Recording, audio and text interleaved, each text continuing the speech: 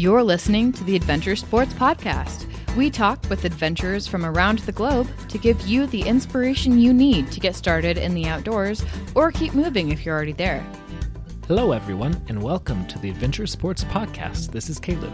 As spring is in full swing, we're quickly approaching the peak of kayaking season. And I really didn't mean for that to rhyme as much as it did, but here we are. And for those of you who are in the western United States, we'll see how good the kayaking season is this year because of the lack of snow from winter. But wherever you're listening from, hopefully today's episode will get you excited to get out on the river again and to enjoy the water and enjoy nature. And even if kayaking isn't your thing, even if paddling isn't your thing, I hope that you still find this episode fun and entertaining. Today's revisited episode is Mason interviewing Ben Morton and the first descent kayaking in the Sonam section of the Kuri-Chu River in the remote wilderness of eastern Bhutan. Please forgive my pronunciation there. Ben grew up around paddling in local rivers, and over the years, he's had the opportunity to work alongside numerous paddle sports instructors and coaches at various paddling schools, outfitters, and colleges throughout the U.S. and abroad. I hope you enjoy the episode. Here's Mason. Well, Mason, I grew up in rural Virginia, so a really small county, Orange, Virginia, which is kind of tucked right up against the Blue Ridge Mountains.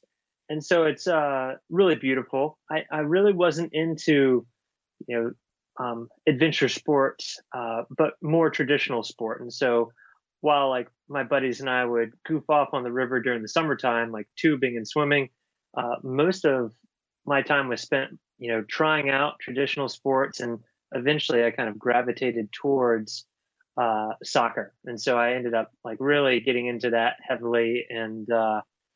I think it wasn't until I was a teenager that, my mom started to get into doing some recreational kayaking. And because my mom had a couple around, my brother and I started to dabble, but it wasn't something that particularly interested me at the time. Oh, interesting. So what made your mom get into it? It was, really interesting. My mom is an amazing person, but she was, I think sometime, I don't know if it was a midlife crisis, what initiated it, but she started going with a friend over to the New River Gorge in West Virginia and doing a lot of rafting and camping out. And at the time she was like, well, whitewater kayaking is not my deal, but, just some general recreational kayaking in a more mellow environment is totally something that she was interested in. So I think that kind of seeing other people kayaking was what started it off. And then once she got into it, she really got bit by the bug. Oh, man. So she was bit and you were a teenager, but it took you a while to get into it. But, it's something I'm sure you never thought would become such a big part of what you do. When did you start to get bit by the bug? It was really interesting. I mean, I don't know how interesting for me that I kind of pursued soccer as heavily as I could for a long time.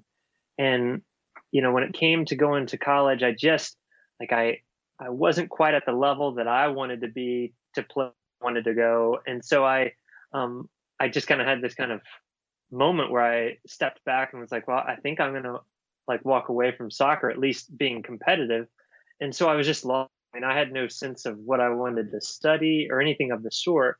But, here comes mom again saying, hey, I meet these young folks over in West Virginia that study outdoor education as a major in college. And I couldn't wrap my mind around it, but I just, I had no idea, but I was like, oh, that sounds great. I want to do it.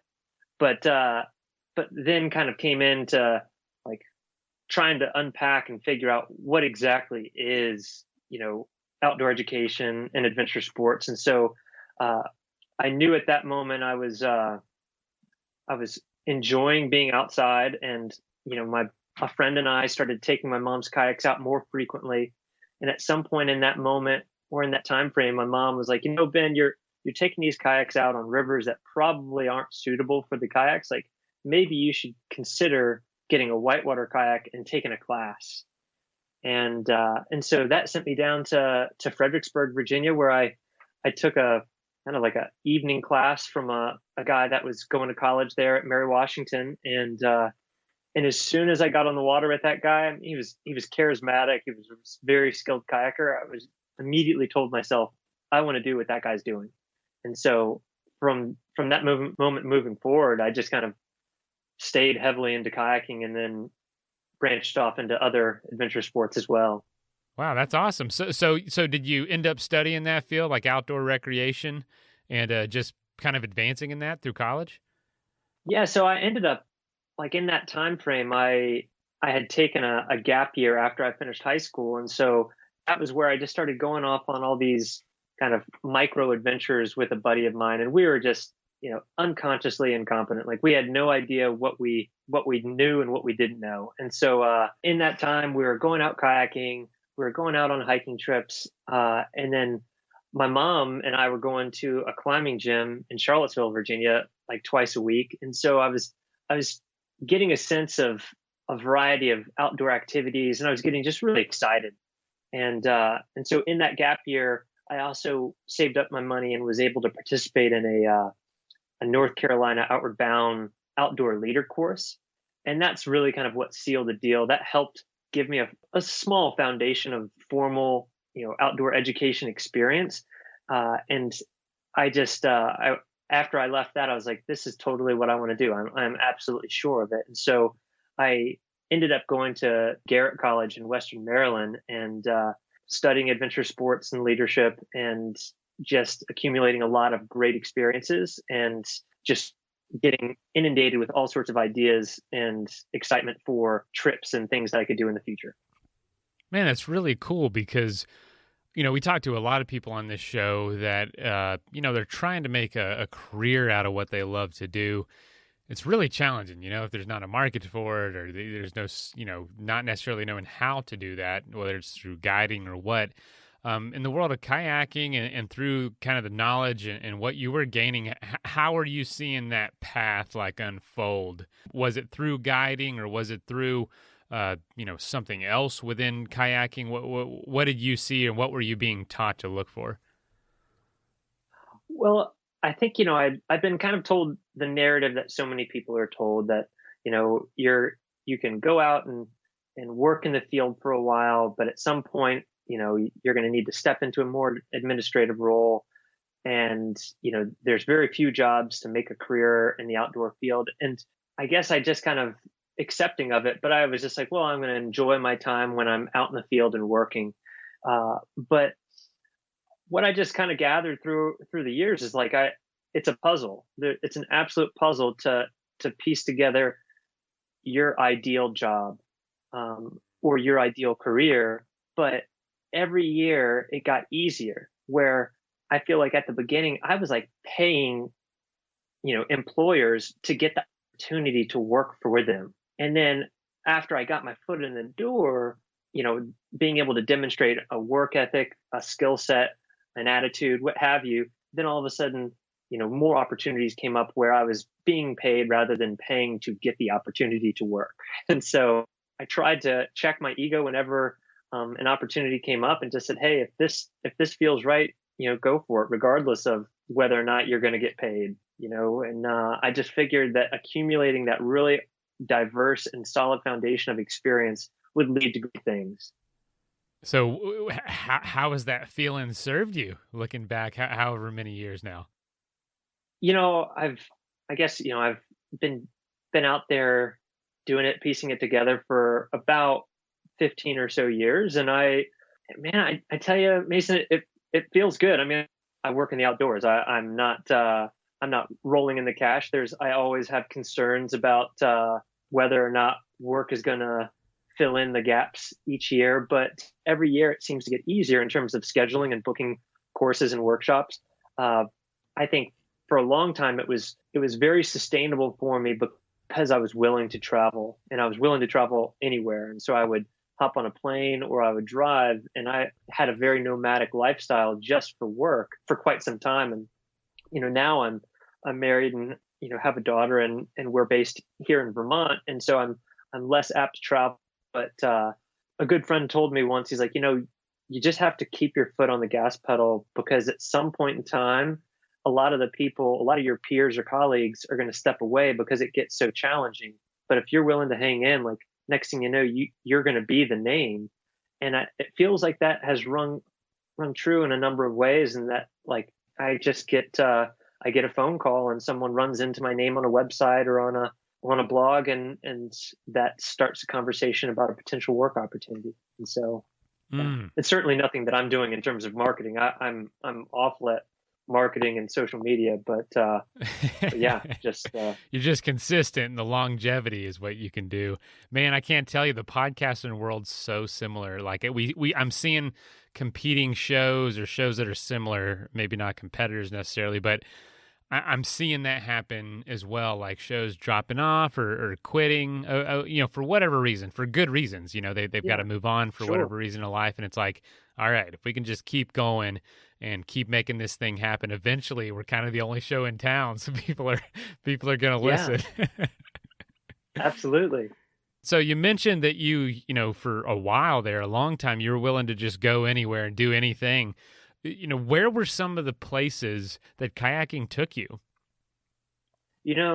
Mason, I started off there in Virginia, and then in college as well, I was, kind of in that mid-Atlantic region. And so, even in, my backyard of, West Virginia and some of the areas of Virginia and Maryland, I just had some, really amazing experiences. But I've just been super fortunate. I've been able to, for quite a while, I was working in the Rocky Mountain West and then the Pacific Northwest, specifically, in Northern California on the Salmon River in California, and the Southern Oregon and the Rogue River, just, the Middle Fork of the Salmon in Idaho. They're just some absolutely amazing places to spend time and to be able to work. And yeah, I've been able to work in quite a few states throughout the U.S. And so there's not too many regions in the U.S. that I haven't spent time in, fortunately. But I've also been really fortunate to travel overseas and to teach some courses in Europe. I've led trips down to Costa Rica for about 7 years now, and I've also been fortunate enough to go over to Asia and to spend some time in Australia and New Zealand. And so it's been a very rewarding and rich experience thus far, and just excited to keep it going. Man, what an adventure. Was there any place that you got to go to that really captured you, really captured your heart, or a place that's just its own level in your eyes? I will say that every time I go to New Zealand, I say, like, this could be a place that I could live so easily. And I've got amazing friends there, but just generally the people that I've met there are just so thoughtful, sweet, and I just love the landscape. It speaks to me for sure. I've been working in Costa Rica long enough now that the folks that I work with there feel like family. And so I'm excited to go down there, and it feels like another level when I go down there because of this genuine excitement to work with the folks I work with down there. And leading trips just doesn't feel like work. It just feels like play with those folks.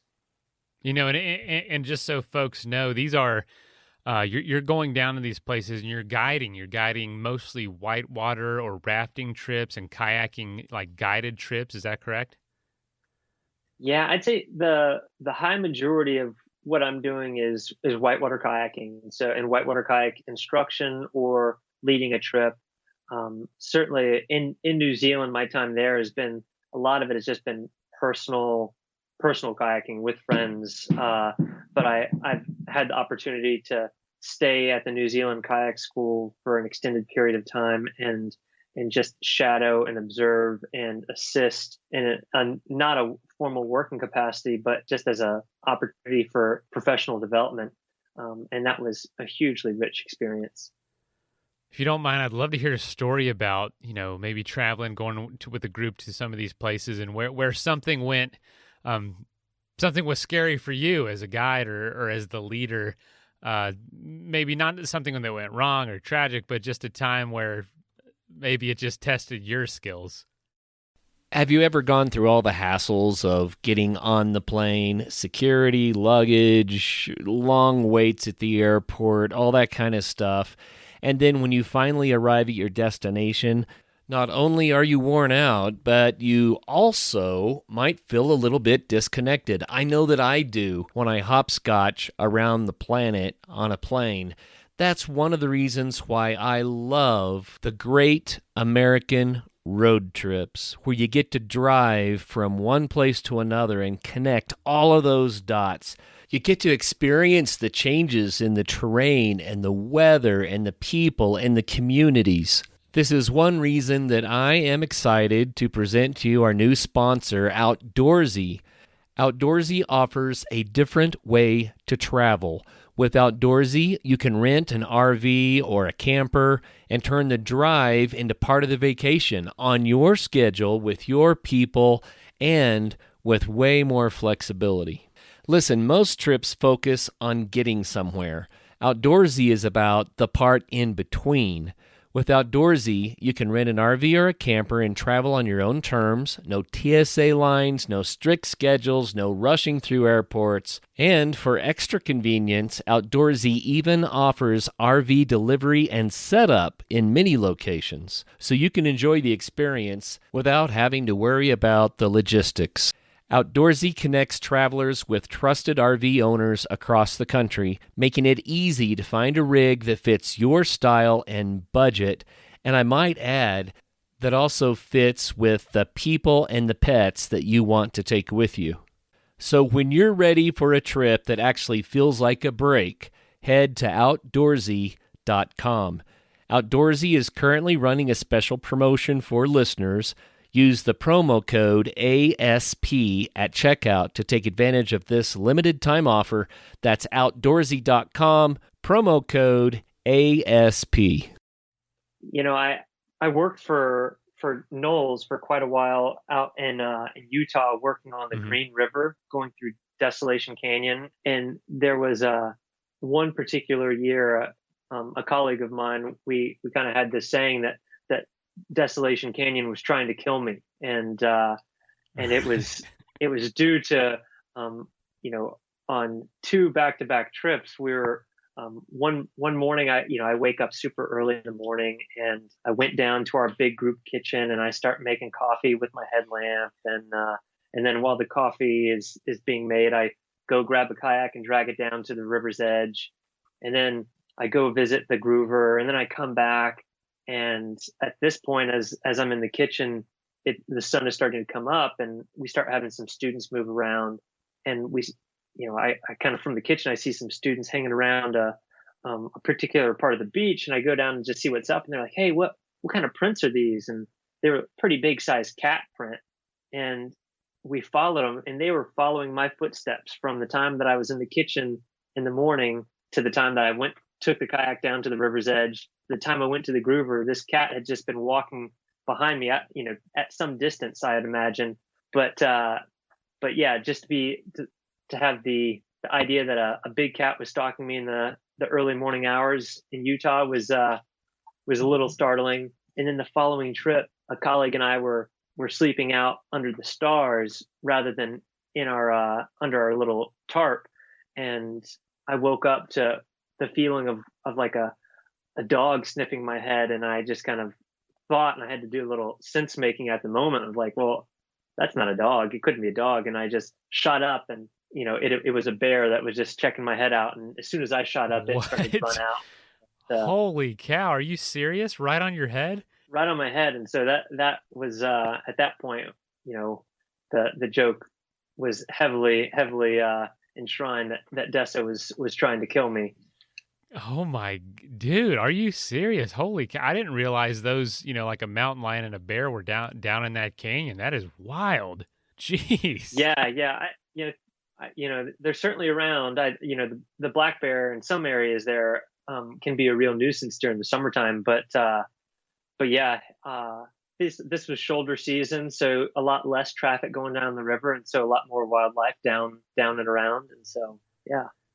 Oh my gosh, man, that is crazier than I expected, and it wasn't even in the water. Is what was the crazy part. No, this is in this is in camp. I've I feel like I've had a number of challenging situations in the river environment, but that's kind of par for the course. I feel like you just that comes with the territory. Another reason that I just try to stay sharp on the skills, and so that I can react to those situations with somewhat ease. It's what I strive for, at least. Yeah, you're an expert in the water, but there's no book about how to deal with bears at camp sniffing your head. You just kind of have to rely on instincts at that point and do your best. So speaking of that, how have you been able to manage risk over the years in the water? What your views are? Obviously, you get better, you get more skilled in your whitewater abilities, but how do you manage that? Because I hear a lot of people, especially when they become a parent, a mom or dad, they decide to get out of whitewater just because it's so dangerous. How have you been able to stick with it? Well, I'd say professionally, like when I'm working, I'd just say that over the years I've probably just naturally become more conservative, and that's based on prior experiences, and then the experiences of colleagues of mine that just really strike home the very real risks involved. And I think I really work hard to make decisions that are appropriate for the specific people that I'm working with. But yeah, generally I just have a very low tolerance for minor injuries and certainly major injuries. And so I do what I can to manage the risk to avoid those if possible. I know that random things can happen, but I really err on the side of kind of conservative judgment and decision making at this point. And then for myself, there was a time where I certainly was interested in challenging myself as much as I possibly could. But yeah, through kind of reevaluating my own interests and desires for the sport after having a family, it's like I still very much absolutely love being on the water. But my tolerance for risk is certainly down a notch or so. I still like to push myself, but I just find different ways to push myself that allow me a bit of a buffer, so that if I do have a slip up or a mishap, that the consequences aren't dire. That's always a good direction to be going in everything. Yeah. But yeah, I totally get it, man. And that's, I'm definitely digging, because I'm a dad too, and I'm seeing my risk tolerance change. But what's interesting is I see my risk tolerance changing, but my enjoyment for anything isn't going down. It's changing as well. You know what I mean? Like I enjoy it just as much, if not more, even though I'm not maybe heading so recklessly all the time. That's been an interesting observation. Absolutely. I'm with you. Ben, we originally reached out wanting to hear about this specific adventure you did, just kind of some details about it. But you did this first descent in Bhutan on this section of a river, and I just kind of want to hear about that, how that project came about, what it was exactly, and maybe why it was so meaningful to you and why it was so important to do. Absolutely. Yeah. So, this trip to Bhutan was put together by a couple that I have worked with extensively over the years, Mary and Phil DeReamer, and they own DeReamer Adventure Kayaking. And so I worked with them throughout the U.S. with these kind of raft-supported whitewater kayak trips, going down all these classic runs like the Rogue River, the Middle Fork of the Salmon, the Main Salmon, going through the Colorado and in the Grand Canyon. But they also run trips in Bhutan, and I'd expressed interests, early on. Hey, if there's ever an opportunity to come over there, I would love to work with y'all there. And so, after a few years, an opportunity did present itself, and that Phil wanted to lead a really extensive trip in Bhutan that started on the west side of Bhutan and traveled through the middle of Bhutan all the way to the eastern side of Bhutan, and then ultimately culminated with this first descent of the Kuri Chu River, of the lower Kuri Chu. At the time, Mary was not interested in paddling at the level that was going to be necessary to paddle all those rivers, or at least she wasn't comfortable being in the role of guiding those trips. And so Phil asked if I'd be interested, and recognizing that I hadn't been over there, my role wasn't going to be as much of a guide as it was going to be more of a safety boater and just an extra hand.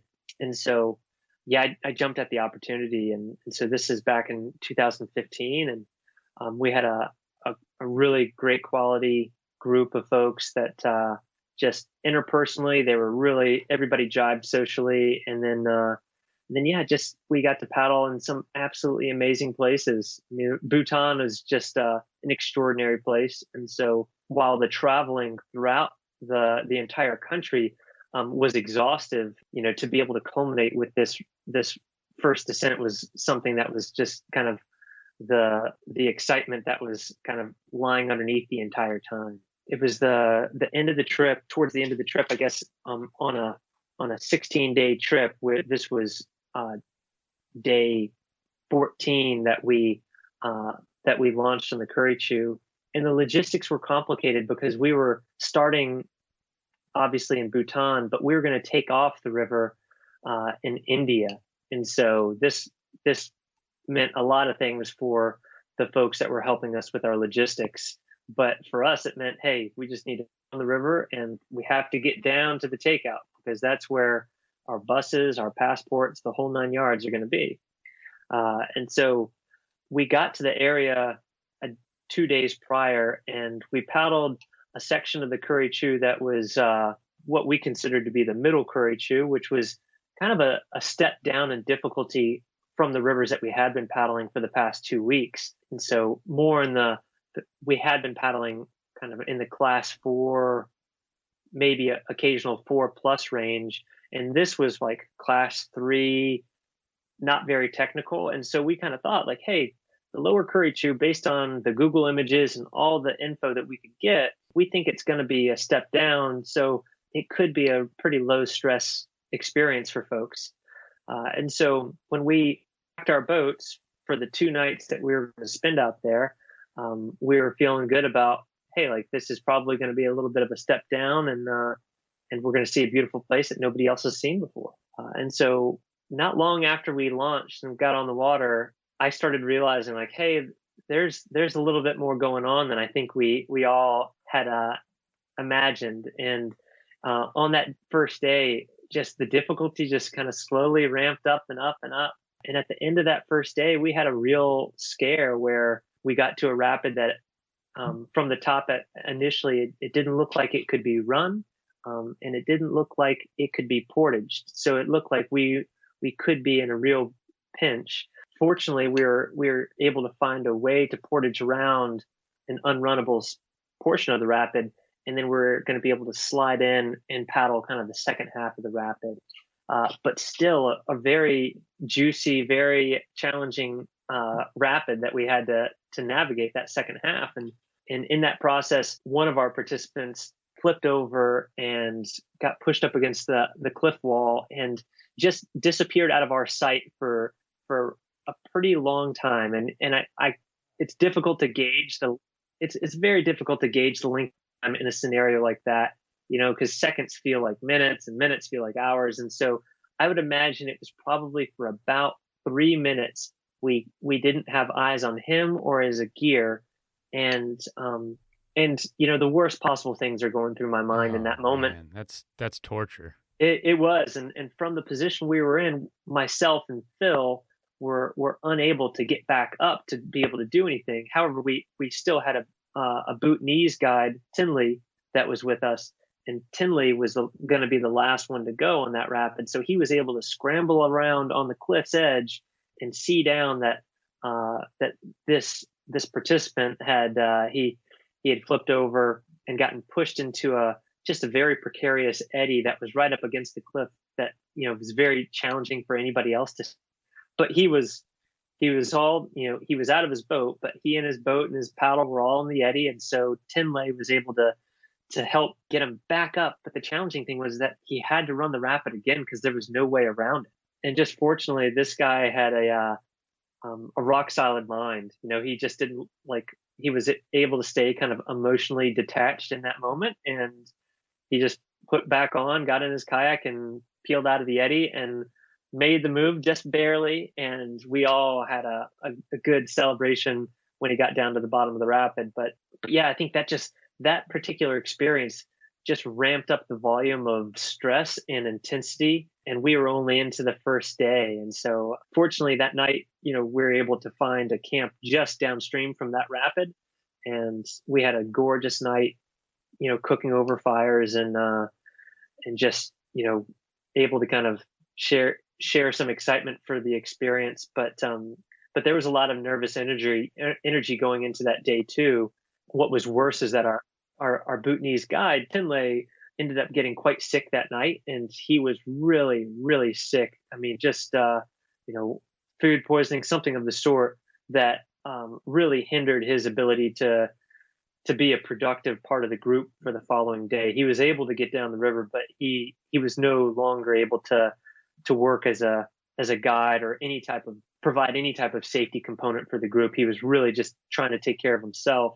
And that second day, Mason, was action packed. It was back in 2015. My memory is not spot on, but it felt like there were about 20 plus rapids that were in the class 4 plus range. This being at the end of a 2-week trip, the guests on the trip were just gassed. And so I remember Phil and I having people walk around numerous rapids, and then we'd kayak down the rapid, and then we'd get out, run back up, kayak their kayak down the rapid, and then get them back in their boat.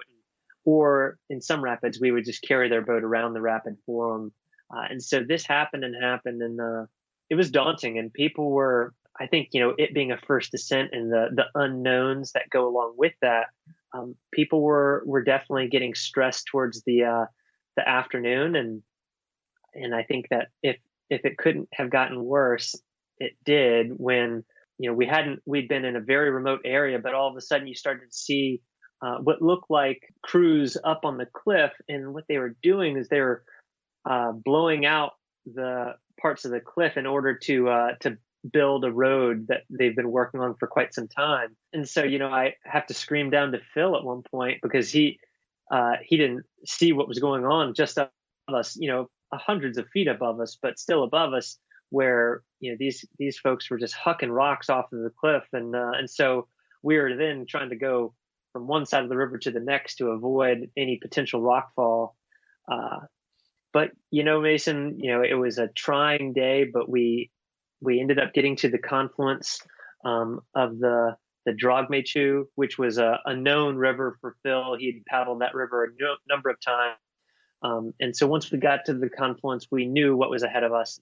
We paddled for quite some time that evening before we got to our camp, but the unknown and the most challenging part of the trip was behind us. And so there was a level of kind of sigh of relief. But yeah, I mean, there's so many nitty-gritty micro stories within those 2 days, but we woke up from that second night's camp and had a short paddle down and took out on the river left side, which was India. And yeah, we had one night stay in India before flying out and wrapping up the trip. Wow, I there's so much I'm curious about just because I don't know much about this, but a first descent is much like a first ascent in the sense that no one's paddled this route before, and it probably started to feel, hey, there's a reason it's a first descent with Sure. all this unforeseen things. So. Can I ask you this? Were you really familiar with first descents at that point? Obviously, I imagine some of the challenges would be not really having a guidebook or not really knowing what to expect necessarily. I might be wrong. I don't know. No. I think you're accurate. Like, hey, at that point in time, I personally had no known first descents, however. Phil Dreamer, I mean, he's such a mentor and friend of mine. I consider him family, and he has just got the most impressive. He and his partner Mary have the most impressive experiences in first descents and exploration, and so it was really his level of leadership and just confidence that that made me, instead of feeling uneasy, I just kind of felt like, hey, I just need to rise to the occasion and just be whatever support that Phil needs in this moment. And so yeah, that gave me a lot of comfort in that moment, or in those at that time. But yeah, the unknowns were certainly the kind of the stressor. And yeah, there's only so much, like, you try to gain as much local knowledge as you can, but that particular area in Stretch River had no roads, and so there was very little local knowledge that we could pull from. And so then we're looking at Google Images and Google Earth and trying to get as much as we can with satellite images, but depending on the time of year that those images were taken, it's really hard to gauge, hey, what's this going to look like? Is that a rapid? What's that going to look like? And so yeah, it just more than we bargained for, but at the end of the day, it was not beyond what the trip was marketed as, which was a relief, because if we had people down there that were way outside of their comfort zone, it would have been a big stressor. But the folks that we had, while maybe some fatigue like led to them walking around rapids, most of those rapids were straightforward enough that the folks on the trip could have gotten down had they been fresh. But yeah, there's a lot of things going on. At the end of the trip, you're in a different country, and then you're on a first descent. It's yeah, and one of your guides is very ill, and so there's a lot of stressors going on. No kidding, man. That does sound stressful. And so, if I like you're saying, a few of the people there were essentially clients, so you were in charge of their safety and well-being, and a lot of their logistics, and having to take that on yourself on a first descent. That's tough.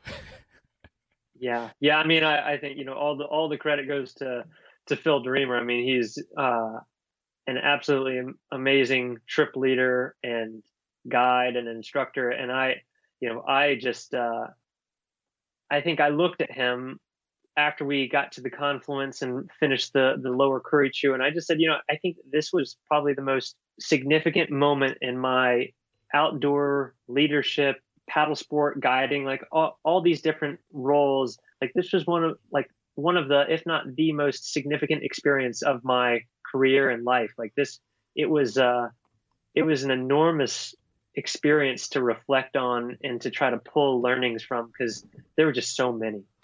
I can imagine. Would you say this was, for all your experiences, unique in a way? Involved certain things that the other trips did not?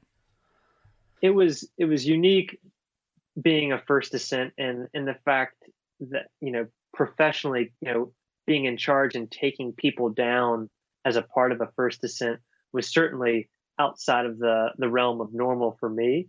And yeah, I think, I think that now that experience is kind of unique, because I'm, just through where I'm at with my own work, is that I'm seldom the assistant and I'm more the lead. So it's like, I have to really be on top of my game, because I don't have that absolutely amazing mentor to look up to in that moment. I have to be that person. And so it just makes me really stay sharp. And so that it was a unique experience on a number of fronts. Was there anything you learned on that trip that you didn't want to repeat? Maybe like, okay, I don't want to do that anymore. I don't think so. I mean, that trip was day to day. There were small stressors. I think it made me check my own professional tolerance for risk. Like, hey, do I feel comfortable taking people on first descents? And for me, because of my limited experience, pursuing first descents, that answer was no. Like, hey, I'm all on board. Anytime Phil Dreamer wants to do something like this, I will be his, right-hand man whenever. But for me to be in the position of the designated leader, that was something I said, yeah, not until I, increase my first descent resume a bit. With whitewater kayaks, they're, if anyone isn't familiar, and again, I don't know much, you can correct anything I say wrong. They're just kind of those snub-nosed looking kayaks that are real short, maneuverable. But you guys were touring, so you were taking all your equipment with you, your camping gear and your food. I don't see that a lot. I don't see a lot of people traveling in those. There's a thing called touring kayaks that I'm more used to. Does it change anything logistically or maneuverability wise when you're carrying everything yourself? Yeah, absolutely, Mason. So yeah, you're absolutely right. Like whitewater kayaks can vary in length, but generally, whitewater kayaks are kind of in that 8 to 10 foot range, or at least the kayaks that we were using, and they have a lot of rocker, meaning that there's quite a lot of bow to the bottom of the boat, so that the boat has less boat down in the water, which makes it more maneuverable. As such, it does not want to paddle in a straight line very much, and so you really have to work to paddle it. You've got to paddle it where you've got to drive the boat where you want it to go. But you're right that they're not designed per se for, at least the boats that we were using were not designed per se for these kind of self-support kayak trips.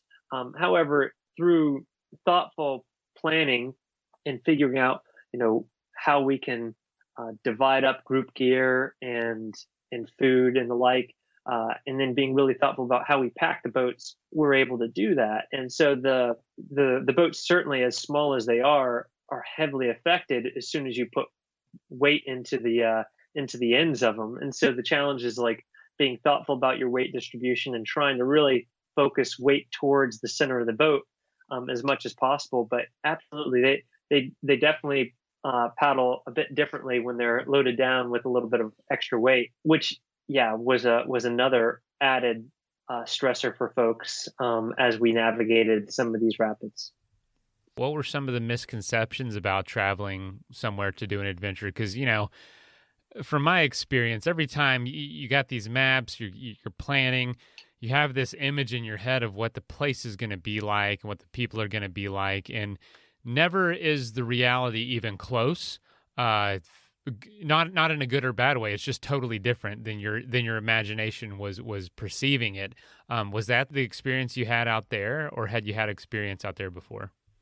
I had not had experience in Bhutan before, but I've been able to travel enough to just for my personal experience is often that by the time I find a kayak to buy in a country, by the time I figure out like the use of a vehicle or something of the sort, and figure out the details of getting to a river and the water levels that need to be at, that need to work, I find that it's so much easier just going to a center, an outdoor center of some sort, and being able to work with folks there.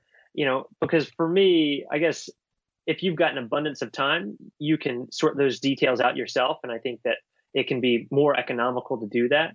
But if you've got a small window of time, your time is your money, and so you want to maximize your time as much as possible. And so I think in those moments, just going to an outdoor center and trying to get, renting a kayak and trying to get your logistics worked through that center, it might cost a little bit more, but gosh, if you've got a limited amount of time, then that seems well worth it from my experience. And that's what the folks on this trip to Bhutan, these folks that were paying us, they had a limited amount of time. I mean, just getting to Bhutan and then getting back home is going to take a number of days. And so, they didn't have the time or the resources to kind of figure things out on the ground.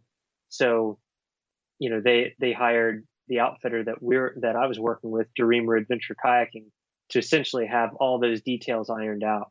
And then so for me, having worked with Phil and Mary for years within the US, I knew exactly what I was going to be walking into in terms of just professionalism and expectations around lodging and so on and so forth. And so there wasn't a lot of surprise outside of just visiting a new country. But I tell you what, I mean, Bhutan is just an absolutely amazing country to visit. I was, the people were so welcoming, so thoughtful and sweet, and I absolutely loved it. Was there any unforeseen dangers? Kind of like your story with the mountain lion and the bear. that wasn't involved in the water. I know the blasting of the road was, you can't even plan for that. Like how, but it's obviously a huge danger. Was there anything else like that pops up or tends to pop up with water-based trips like you've experienced? In Costa Rica, like my guard is always up for poisonous snakes. Like I just, I've seen them so many times there that I know they're around, and I know they can be big and they can be aggressive. And so I'm always hypersensitive to snakes in Costa Rica. But I tell you that last night, that second night on that first descent in Bhutan, at that point, we'd finished the lower Kurichu, and we were on the Drongmachu, which is, a known river for Phil and for other folks. It is a river that's paddled somewhat often for camping. And I mean, at this point, we're like in like the tropical jungle. We are in tiger country, and that was known. We are in tiger country. And so, we're camped up on a beach on the side of the river, and we've got our tarp set up, and a number of us are sleeping under the tarp. And we've got a little fire going, and in the middle of the night, I wake up and hearing some sort of a growling and a movement in the kind of the tree line. And I just, in my mind, I was just like, all right, what are you going to do? Like, you going to go, trying to mentally coach myself for an interaction with a tiger, which I would have never prepared for. But I'm still rehearsing in my mind, like, okay, you're going to go grab a log from the fire, trying to essentially emulate what I've seen on Hollywood movies. But yeah, fortunately, our Bhutanese guide, Tinley, started throwing rocks out there. And I was like, Tinley, what are you doing? Like, oh my God. And he's like, oh, it's a barking deer. And so what we thought was a tiger looming in the tree line was an innocent barking deer. So yeah, holy cow, a pleasant surprise in that regard. Dude, that is funny. Just that's how it is, man. Out there in the woods, out there, I'll be sitting out there and thinking, some huge animals in the leaves, and it's a lizard or something small, and think, yeah, exactly. What was I? It was just totally quiet, and it totally magnifies the effect. And I'm dramatic as it is, so it was a tiger. I'll turn it into that. But that's right.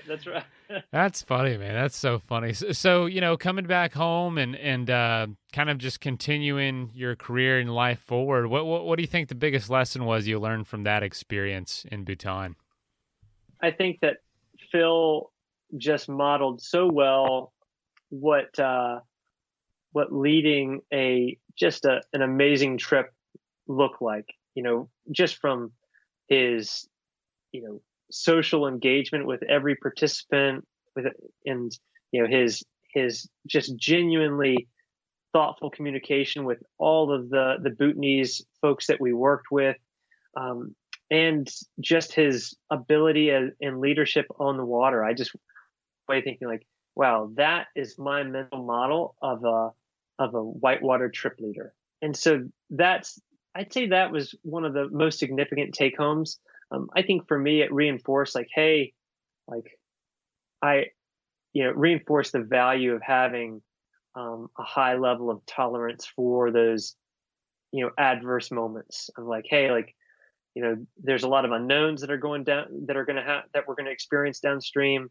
I just couldn't let myself get wrapped up in it. I just had to stay in the moment and just try to be a model for the guests. And yeah, I think that it just reinforced the value of that characteristic of tolerance for adversity.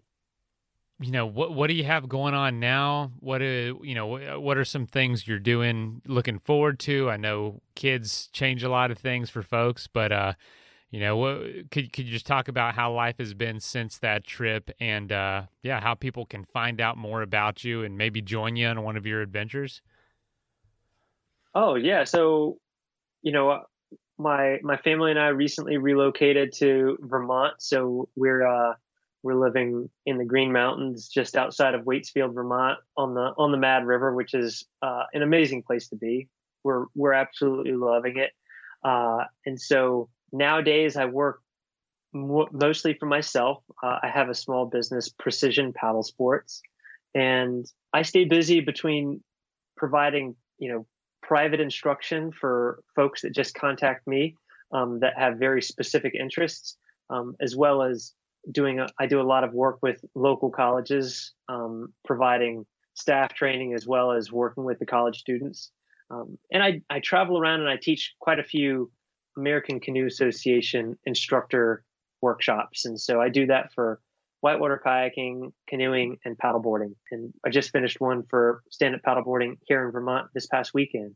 And so, yeah, while as well as I also lead trips down in Costa Rica. This year we're taking a break from it just for one season, but we plan on getting back after it in 2021. And so those are whitewater trips in Costa Rica. Fantastic. How experienced do you have to be to go on some of these? I'm sure there's a threshold.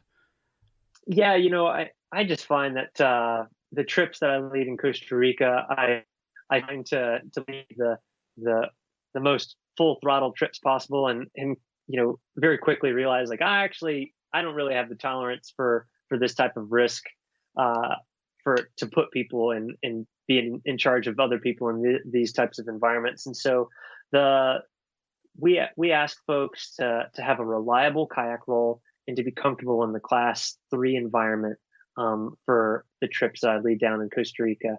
And then certainly if you're interested in more difficult paddling more difficult whitewater down there in Costa Rica, while it wouldn't be on a trip with me, the folks that I work with down there are very happy to personalize people's experiences and trips down there.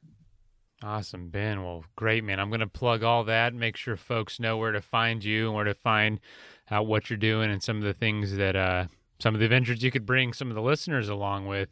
But yeah, man, I know you got a little one at home. I know I do too. And, maybe close to bedtime. So I'm going to let you go. But thank you so much for jumping on, telling your story, or, one little tiny story out of just probably the thousands you could tell. So I appreciate you diving into it a little bit and just telling us what you've learned from your experiences. This was really fun.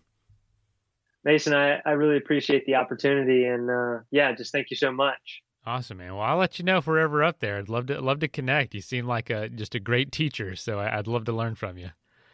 Anytime. Take care, and thanks again, Mason. Yes, sir. All right. Talk soon, Ben. I'll let you know when this comes out. All right. Thank you. All right. Bye. Bye.